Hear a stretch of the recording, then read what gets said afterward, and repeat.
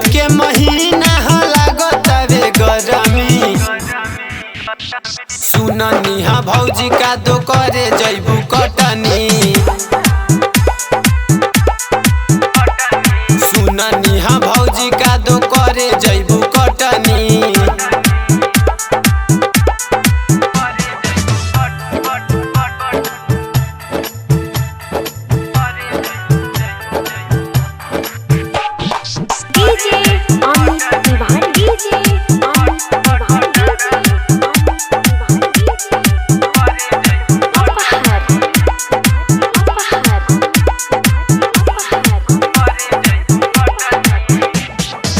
बाड़ू सुकवारी भौजी हमारी नैहर के बाड़ू मोटाइल।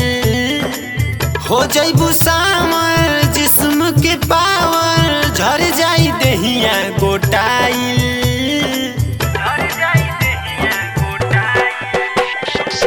बाड़ू सुकवारी भौजी हमारी नैहर के बाड़ू मोटाइल।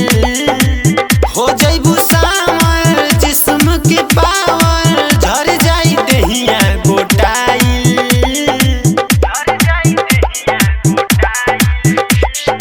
यही रे महीनावा में ज्यादा होला खटनी।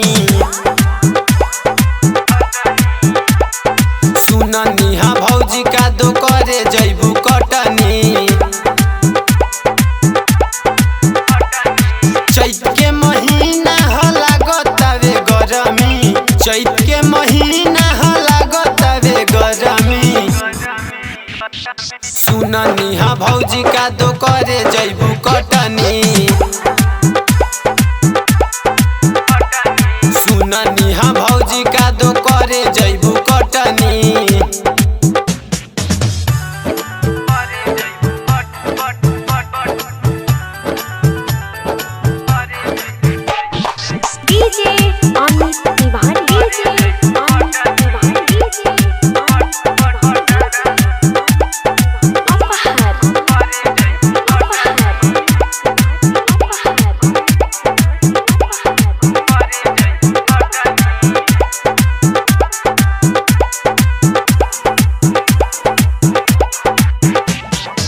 मुनीलाल बेदर्दी यादव रमेश जी बनी है तोहर सहयोगी।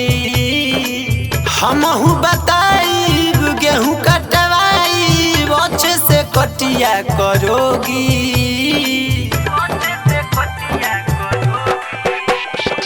मुनीलाल बेदर्दी यादव रमेश जी बनी है तोहर सहयोगी। हमहू बताइब गेहूँ कटवाइब अच्छे से कटिया करोगी।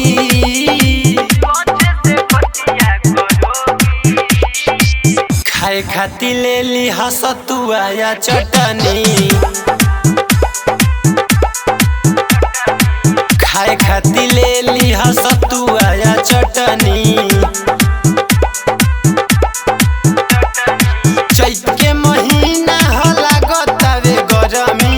चैत के महीना हो लागतावे गरमी। सुननी हा भौजी का दो करे जैबू कटनी। सुननी